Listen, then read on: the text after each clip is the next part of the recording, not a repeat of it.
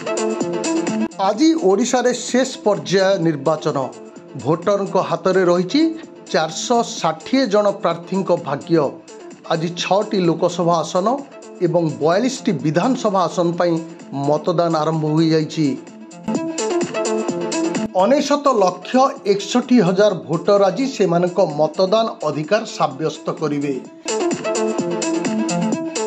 एथिपाई 10,587टी भोटदान केन्द्रर व्यवस्था करा जाइथिबा सूचना रही। आज चतुर्थ पर्याय निर्वाचन में 460 जन प्रार्थी भाग्य निर्धारण होब। ओडिशार 6टी लोकसभा आसन मयूरभंज, बालेश्वर, भद्रक, जाजपुर, केन्द्रापड़ा और जगतसिंहपुर रे आज चली मतदान। एही लोकसभा आसन अंतर्गत 42टी विधानसभा आसन पर भोटर माने निज निज प्रतिनिधि बाछिबे।